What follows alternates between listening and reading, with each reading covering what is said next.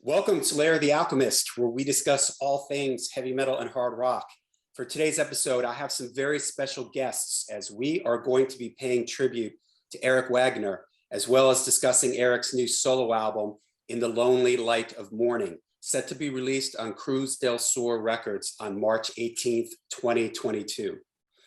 Eric Wagner needs no introduction to doom and metal fans. As a vocalist for Chicago doom legends Trouble, as well as the groups Lid, Blackfinger, and The Skull, Eric's voice helped influence and shape the sound of classic doom metal. Sadly, Eric passed away in 2021 before his completed solo album could be released. My guests today are musicians and friends of Eric who will be discussing the new album as well as sharing some memories of their time with Eric. As I mentioned in my tribute video to Eric that I made after he had passed last year, for me, the big four of doom vocalists are Johan Lundqvist and Messiah Morkolen from Candlemass, Bobby Liebling from Pentagram, and Eric Wagner. Trouble and Eric's voice and lyrics made a big impact on me when I was discovering doom. So I'm very happy that we are able to bring you this video today to discuss the new album as well as pay tribute to Eric. I will be leaving links in the video description below for Cruz del Sur Records, where you can purchase physical copies of the album on vinyl or CD, as well as a link to the Bandcamp page where you can purchase a digital download of the album. So let me introduce my guests. Joining me today for this special episode is Mike Smith. Mike is a concert promoter and has his own management company, Merciful Mike Management. Mike managed Eric for the last 10 years and helped with the release of Eric's solo album. Chuck Robinson is joining us. He played bass with Trouble, recording the Simple Mind Condition album with the band. He plays guitar and co-wrote 3 songs on the new album, In the Lonely Light of Mourning. David Schneider is a drummer who played with Blackfinger and Trouble. He plays drums and guitar, as well as co-wrote 6 songs on In the Lonely Light of Mourning. Lothar Keller played guitar in The Skull, Sacred Dawn, and Divinity Compromised, and plays a solo on the song Maybe Tomorrow from the new album. Ron Holzner was scheduled to join us for the video today. He had something come up at the last minute, but he may be dropping in to join us later on, and I will introduce him if he is hopefully able to make the video with us. And joining us via a pre-recorded video will be Enrico Lecise. Enrico is the owner of Cruz del Sur Records, the label that is releasing Eric's album In the Lonely Light of Mourning. Enrico was unable to join us today, but he was kind enough to record a video message for us that will be inserted into this video a little bit later on. And Enrico, I apologize if I mispronounced your last name. All right, thank you all for joining me here at the Lair of the Alchemist to talk about Eric and his new album. Good to be here. Good to be here. Thanks, guys. All right, well, Mike, let's start with you. How did you come to meet and eventually manage Eric?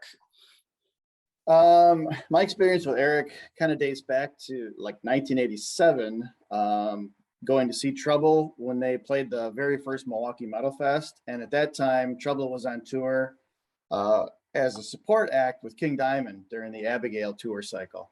And I had just a brief encounter with Eric in Milwaukee at that point, as just kind of a walk by, brush by kind of thing, but was always a Trouble fan ever since. And then I got to know Eric on more of a professional level. In 2010, I started Days of the Doom Fest, which started in Kenosha and moved to Milwaukee. And I did that for 4 years in the Midwest here. But back in 2010, I had approached Eric, who was just getting Blackfinger going. The songs had been recorded, no album out yet or anything, but I know that he was out looking for live dates. So I had gotten in touch with him, invited him to play my festival. And we hit it off real good and ended up, forming a really tight friendship. And it didn't revolve all around music. I mean, we talked about everything from, baseball and sports, movies, TV, everything. We just formed a really good friendship. And through that, we ended up working together. And I kind of talked to him about Blackfinger and where he wanted to go, the direction with that. And through the connections that I had, got that first album released, and then, you know, subsequent things that Eric did.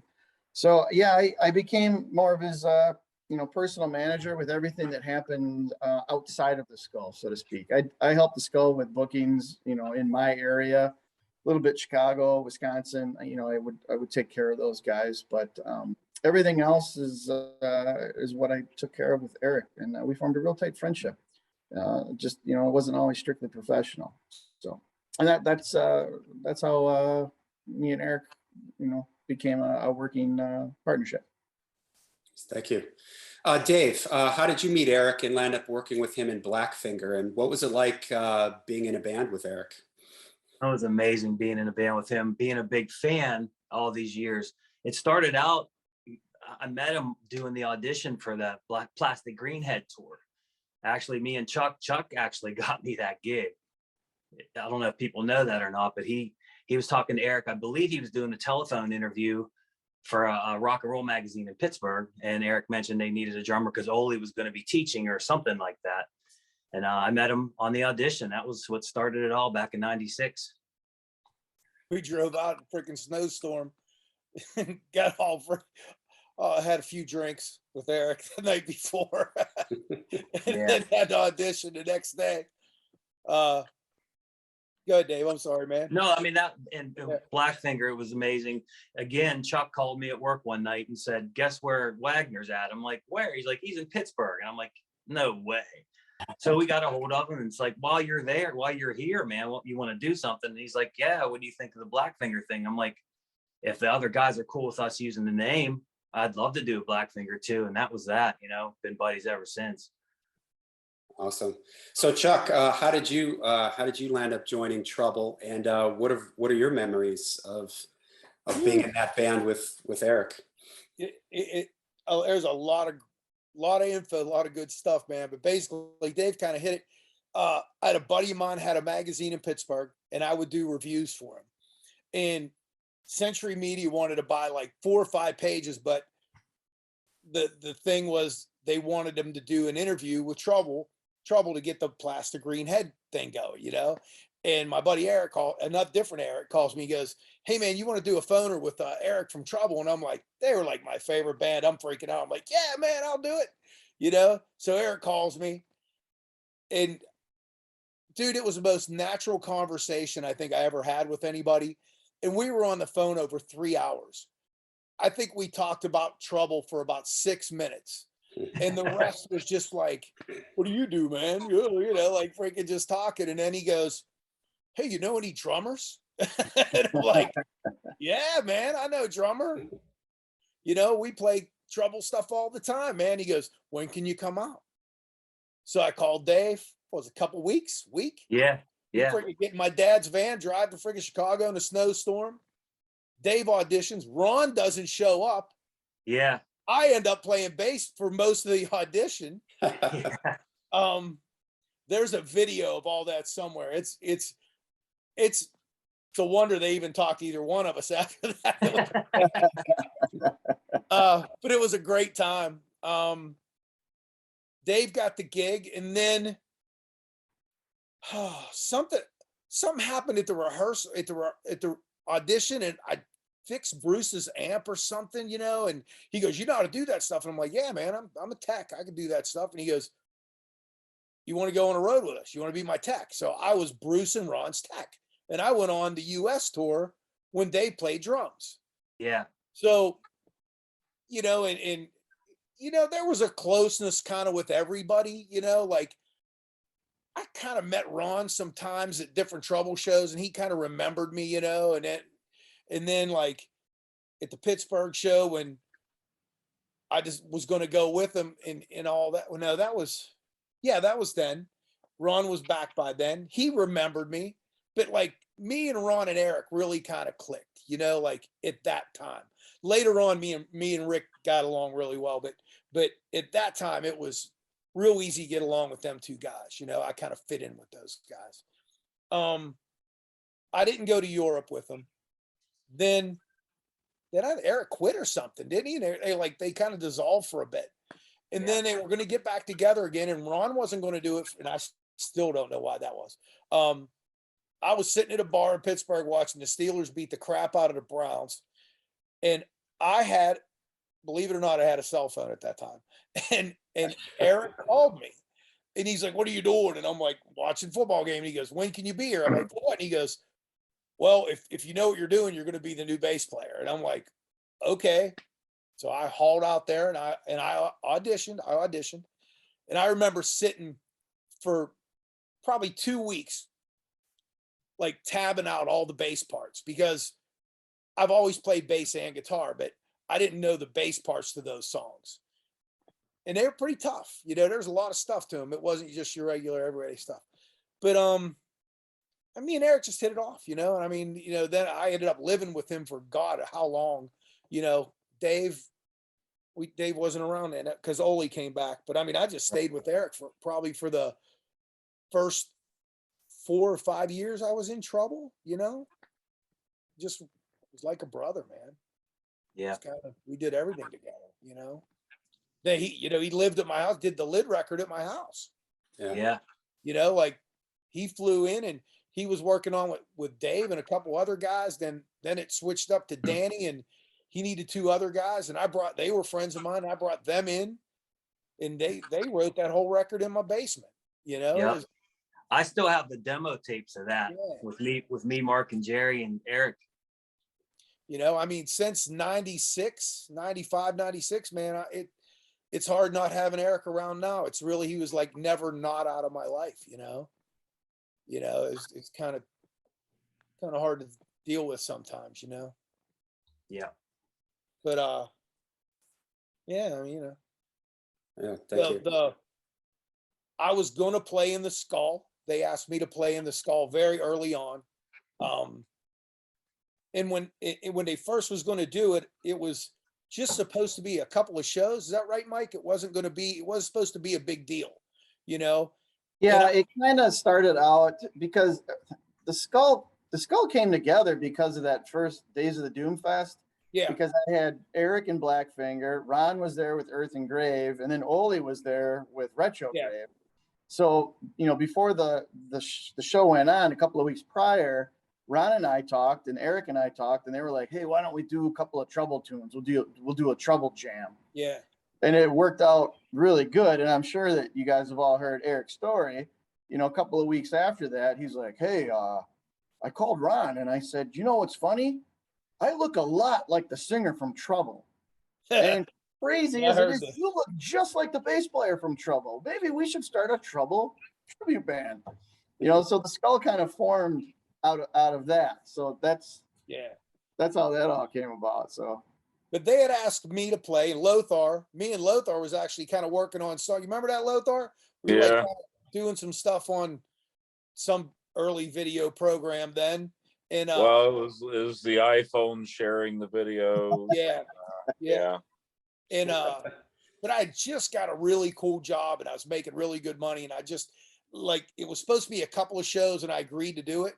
And then you know, Ron, the agent that Ron is, you know, it's like next thing you know, there's like 12 or 13 shows that are going to be booking, and I'm like, dude, I can't do it, you know. But then I ended up doing the album cover for it, and you know, I was still part of it, so that felt good, you know. Cool. Absolutely. Lothar, you worked with Eric in the Skull. So how did that come to be, and what are your memories of being in that band and working with Eric?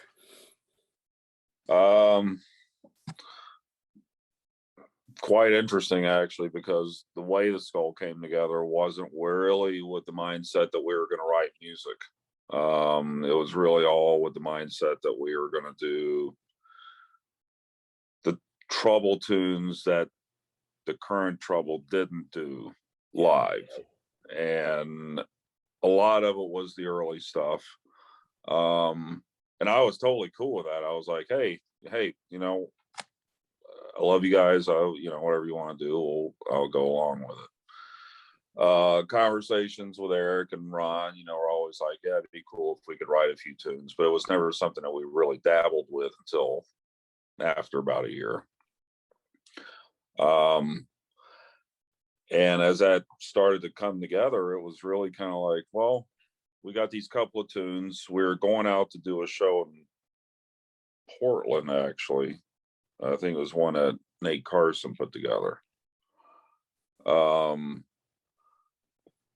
And we had an original tune, and we had re-recorded Last Judgment, which was on the Metal Massacre. Does that sound right?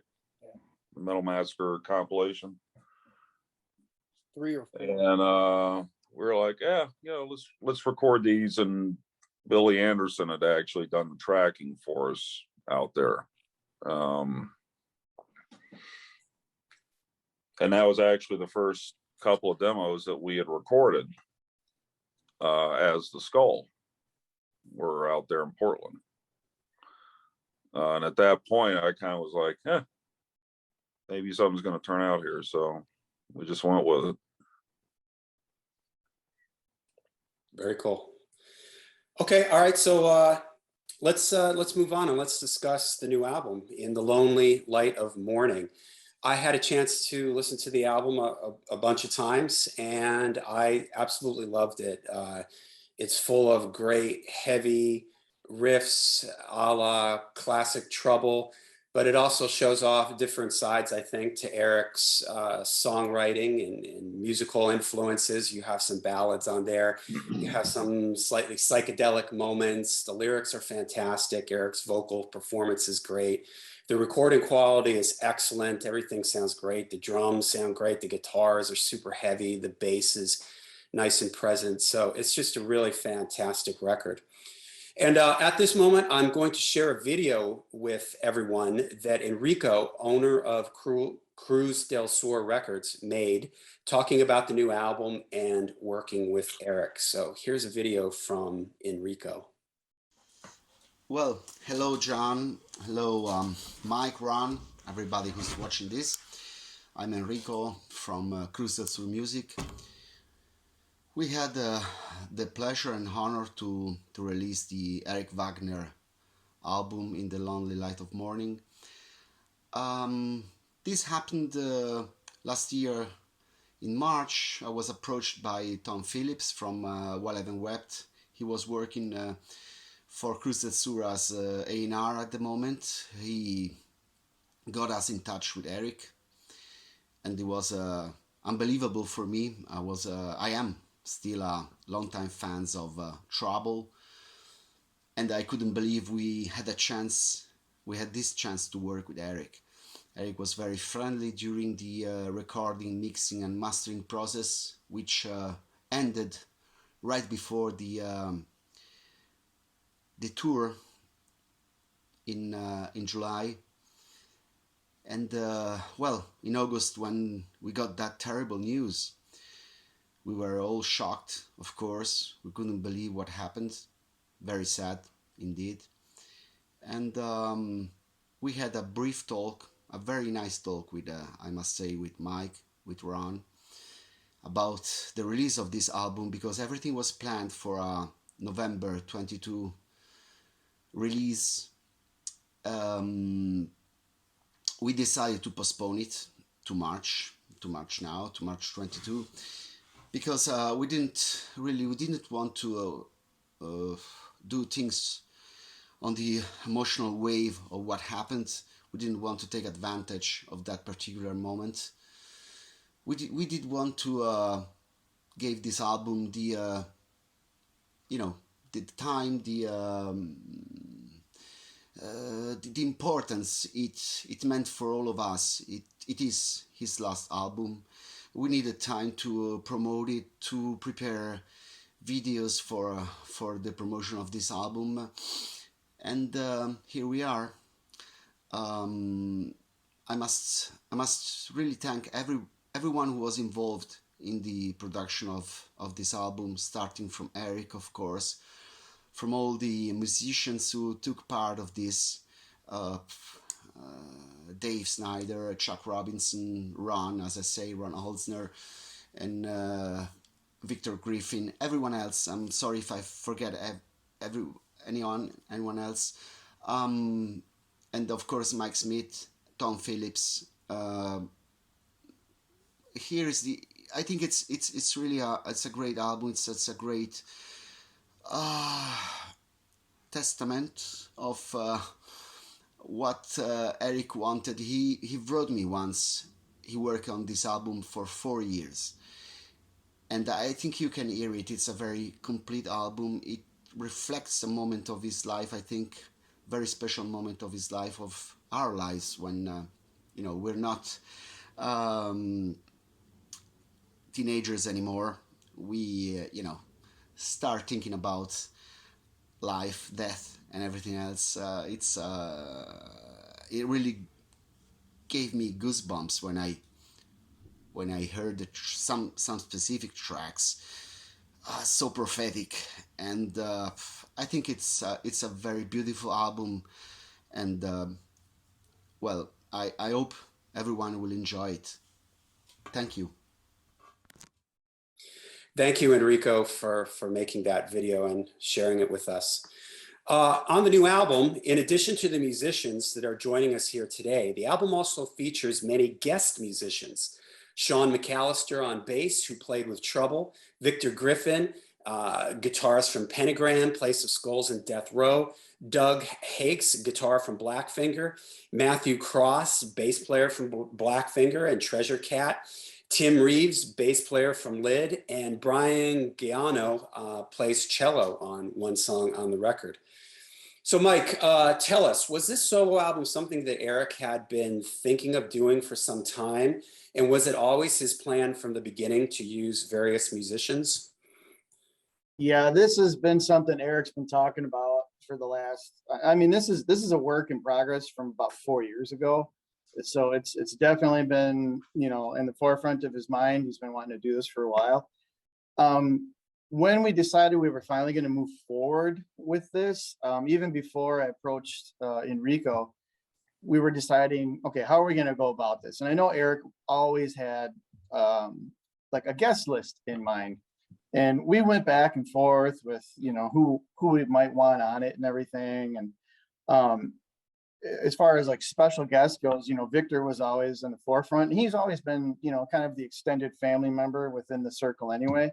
But the more everything unfolded, the way it worked out, and the people that we were working with, who are all on this video tonight, and everybody that you mentioned, it became apparent real quick that those are the ones that worked the best. And it became like a family reunion type album. And it brought Eric's career full circle. Everybody that has worked with Eric in some capacity through the years is presented on this album. So, having Dave and Chuck and Lothar and Doug and, Victor and Sean McAllister, it organically happened that way. It wasn't how we originally set out to do it, but it became apparent very quickly that this is exactly how we wanted it to work out. And it worked out to absolute perfection as far as I'm concerned. Everybody's contributions make this album as far as I'm concerned. It's just, there's so much heart and, work, and it's, this is Eric's, I know a lot of people say the lyrics in this album are prophetic, and I guess that they are to a certain extent, in light of what's happened, even more so. But just having everybody involved this way, and Ron absolutely being involved, it's just the way it was supposed to work out. Yeah, definitely. It's really adds to each one of the songs, has its own sort of feel and identity because of the different musicians. So Dave, you have a co-writing credit on 6 of the 8 tracks on the album. What was the writing process with Eric like?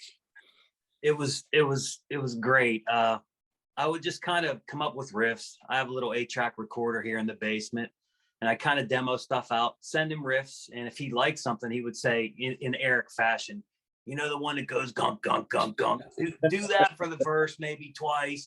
And, the real heavy part, does the devil note, goes down to F sharp. Maybe do that for the chorus. So I'd re-demo because it's not computer recording. I just have to retrack everything.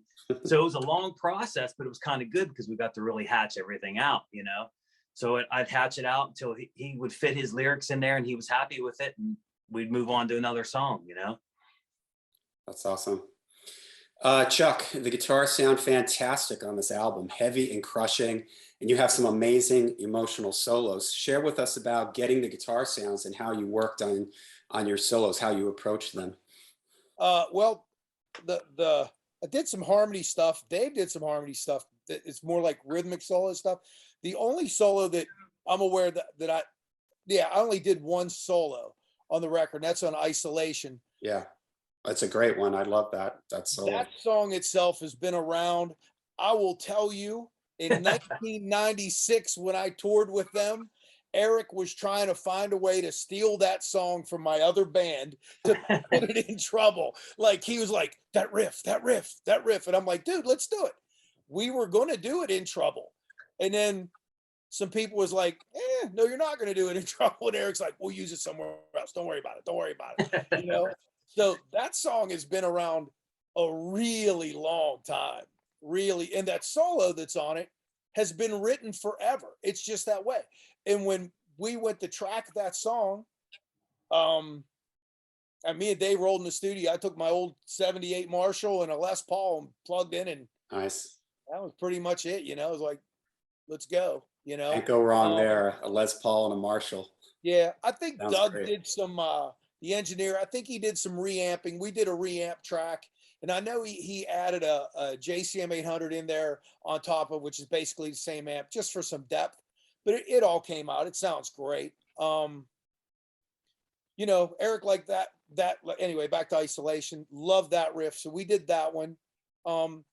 Like Dave said, he had his own way to do it. There was some arrangement things in there, and it's, can you take the, you know, the gunk part, put it here and do this and do that. That took a while, and actually Dave did it. I didn't even do it. Dave gave me a tape and goes, this is how Eric wants it. I'm like, okay, we'll just do it that way. Yeah, you're like, did you do that? I'm like, yeah, he kind of wanted me to try it. So we tried it that way. So did that. And then, oh man, the opening track, Dave wrote, and I wrote the middle part to it long time ago, just stuff. Because me and Dave were in a band together in the 80s. So I don't think we want to leave that out. Me and Dave have been in bands together since 88. 88, yep. Yeah. So me and Dave had just tons of history. Yeah, so some of those riffs are from way back, and some of them were just some were kind of just off the cuff, newer stuff that I would send him, and you know, he would like pieces and parts. The originals, some of those original riffs are just separate songs that he would just take the best of, and you know, hindsight's 2020. You listen to it now, and it was meant to be, you know. Yeah. It all flows together. But he always knew, man. When he heard a riff, it was just like, what's that? And you knew he was going to do something with it. You just knew. He knew. I don't know how to say it. When he knew he could. He was going to use that riff like that. The seal of approval. Would be going. The seal of approval is once he played that back, he'd be like, "That's a jam, man! That's a jam right there, jam. Dude." That's how I knew we were on to something. If I heard that word, I was like, okay, now we're moving. That's great. Yeah. Lothar, you have a killer solo on Maybe Tomorrow. Tell us about recording that. Yeah, man. It was like, you know, he sent that to me. It was like, all right. I said, well, dude, tell me just where you're wanting to, because I was being sent this track with no vocals on it. So I said, well, it all sounds cool, man. I just need to know where you want the solo to happen. Because you know, it's like with working with Eric, the one thing that I always acquired to is like, I love a good melody. And so when it came to solos, it was all about, all right, well, what's a melody that's going to help enhance what's going on here? And he gave me the range. Little area where that is too. Like What's without that? vocals. That's a tricky little area, not knowing where the vocals was to put something there. Because see, the thing is for me, dude, is like, even being as a singer myself, I can do either or. Mm-hmm. And so for me, it's like, I just need to know what you're looking for. I just need to know where your space is. Yeah. What's your space and what can I work with? And he gave me the range and I was like, all right, cool. And then whenever there was an area, it's like, but I had to throw a duet in there. I got to do a duet. So, because to me, it's like, that melody, the second section of that solo, those melodies and harmonies are sweet, man. Kill it, man. Just kill it. It's I grew up with like the Wishbone Ash, the Maiden, the whole duet guitar thing. It's like, it's for me, melody, it's like, it's like Rodgers and Hammerstein. Yeah. Throw it at me. Nice. Yeah. So, all right. Well, I guess anybody can jump in on this. How was the album recorded? Was it like files shared across the internet? Did you have to go into the studio for some things? For instance, drums. The drum sound. Yeah, it was fantastic quite on the interesting. record. Quite interesting. If you think about the distance we had, and my schedule working at the time, I was working 6 12-hour shifts, so I couldn't travel to Chicago to record. Yeah. So there's a studio close to where I live in Steubenville, Ohio, and I've recorded there several times. I basically flew my demo guitar stuff to the studio and played drums to my demo stuff and tracked the drums with the click that way. And then we come in and redid the guitars over top of it. So, with the distance, we were trying to figure out how to do it with the distance and the work schedule. And I come up with that idea. I'm like, well, I could come over here in Steubenville. I can be there quick. I took one day off of work and did the whole album drums in 2 days and got it done that way. Yeah. Eric wanted to figure out some way, because of money constraints, how to cut the rhythm guitars at like my house, because we all have like little, workshops and stuff, and I was like, dude, I could go to that studio with Dave and cut these guitar tracks in 2 days, And he's like, that's a great idea. That's a great idea. You think you could do it? I'm like, yeah, we can do it, man. We can do it. I'll get the acoustic stuff done. I can get the electric stuff done. I said, I could do most of the stuff while Dave's playing. Plus, I played bass on one track. Matt, the track he played on, Matt lives around us. Timmy lives around us. So we just got those guys to the studio. So, the core of the record was like, we were together, and Eric was on a little monitor over in the corner. Yeah, he was able to watch us. That was us. pretty cool. Yeah, they had video circuit up, and it was kind of cool. He was just laying on the couch sideways, watching us. It was awesome, man. Like, he had his slippers on, it was awesome. It was like he was in a little cot right over here. I have a picture of that someplace. Do you really? Yes, one of you guys sent that to me. Where you guys? It's on my phone. It's on my phone. Yeah, maybe it was you, Chuck, and I can see the little monitor. And it's just Eric's heads on it. Yeah. Yeah.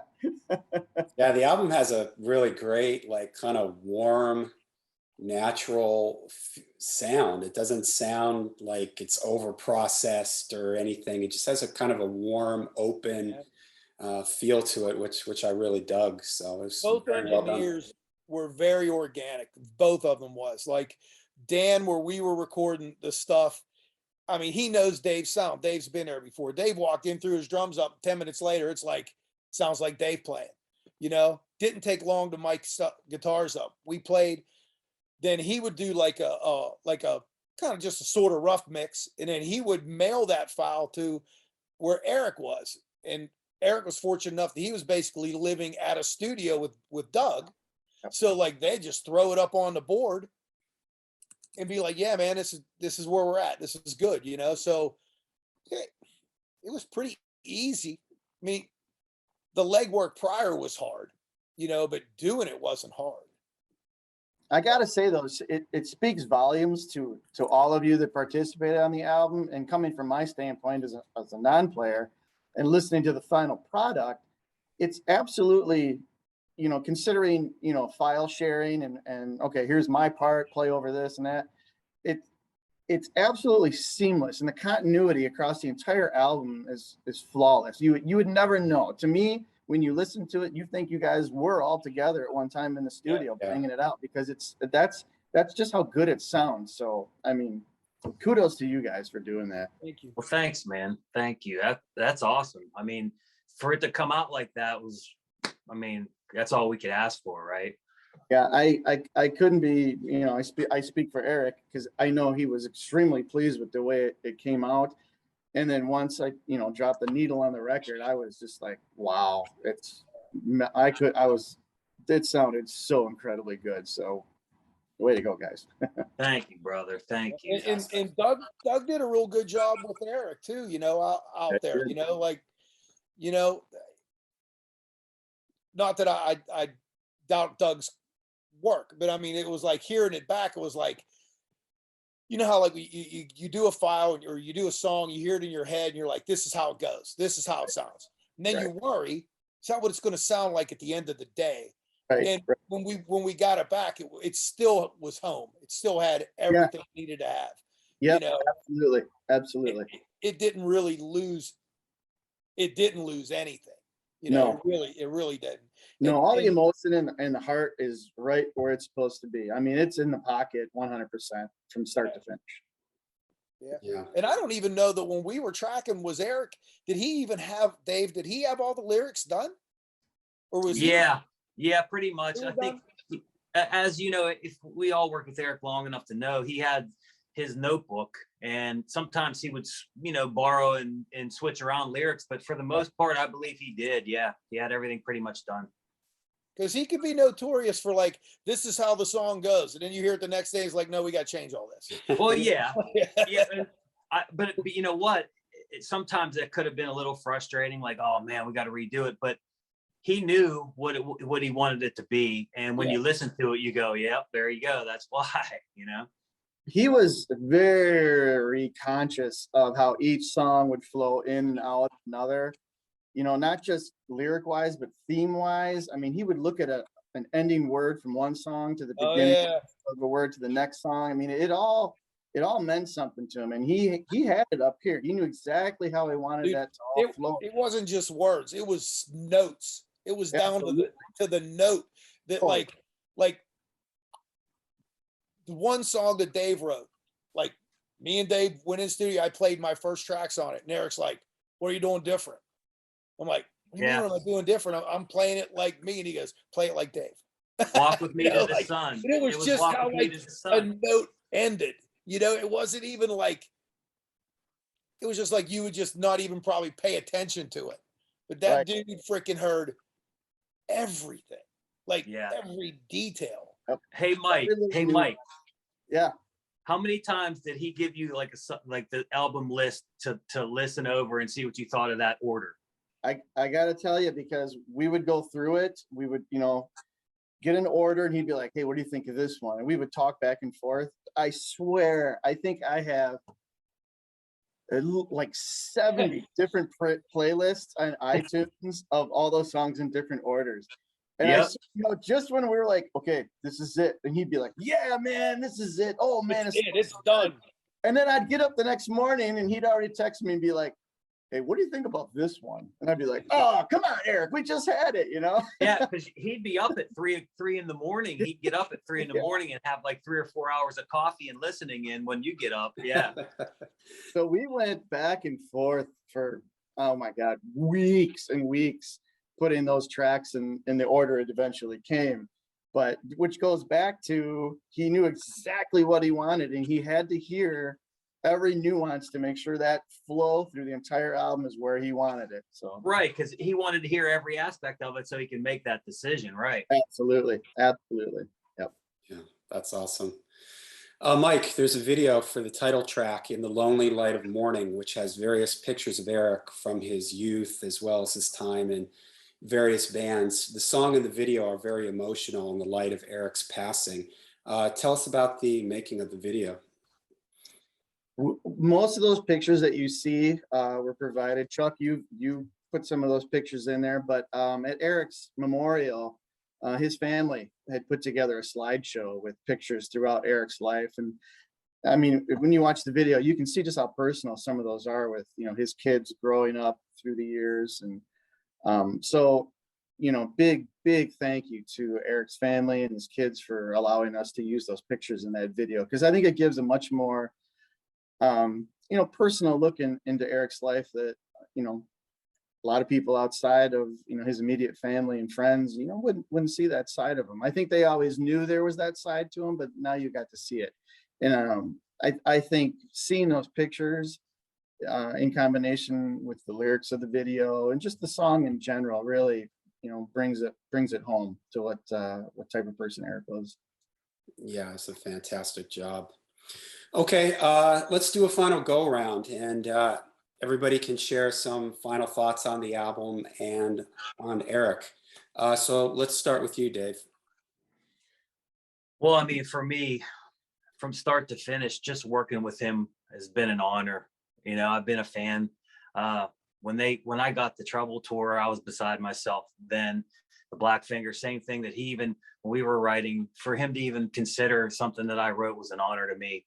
And it holds true with this record. I mean, it hits deep. You know what I mean? Working with him that close, and that he trusted enough to, bring stuff to the table. Just an honor, man. That's all I could say about it. What an honor, Lothar, do you have any final thoughts? It was an absolute pleasure to have been in his life and actually, share the experience of writing music with him. Getting to be on this record was, again, it was that honor that you can always take with you. The Skull, we'll see what happens. It was a couple of records that we got in, and we were working on a third one halfway through. So I'm gonna miss him, but I'm glad he was there till we were able to do it no more. Chuck? Man, it's just like there's a big hole, yeah, phew. He was a great friend, one of my best. We fought like brothers, loved each other like brothers, talked all the time, co-wrote songs, just being a listening board for him sometimes, getting calls at all times of the night just to, hey, what are you doing? He was just a great dude. He was a great friend. I'll miss him forever. Good dude, man. Mike? Yeah, I come from the aspect to where, I was a 14, 15-year-old kid going to see Trouble and, being able to watch these guys on stage. And then, fast forward years later, and I actually get to, not only become good friends with Eric, but actually help him professionally. That was, just quite the experience. And I, to this day, I'm very thankful for that, and thankful for the friendship I had with Eric. And just like everybody else just said, there's a big hole there. I miss him calling up and go, "What are you doing? How you doing?" All the Eric-isms. Yeah. And, just Hey, Could write a book of those. I'm gonna miss all the we different could. 8 edits I had to do. Can Yeah, you re-edit this? Yes. While we're on here, Mike, we got to thank you too, man, for Yeah. keeping his path as straight as you possibly could and to helping him. I know there was some hard times for the guy when you were, and you were always right there for him, man. And you did a lot for him. So we owe you a debt too, man. That's right. Absolutely, brother. My pleasure. My pleasure. I love all you guys, and it's been a pleasure working with all of you too. I mean, we're all part of the Eric Wagner extended sir. family, or however you want to put it. So, yeah, no, Family for life. Place, so. All right, well, I'd like to thank everyone here today for joining me to share some memories of Eric and to discuss his new solo album, In the Lonely Light of Mourning. Please visit the links in the description below to purchase the album. I will leave you with these lines from a song on the new album called Maybe Tomorrow. Where will I be this time tomorrow if I die today? Will you remember I was even here by the end of the day? Yes, Eric, we will remember, and we will never forget you. Thanks for all the music, memories, and inspiration. Thank you, everybody. You're welcome. Thank you. Thanks, John.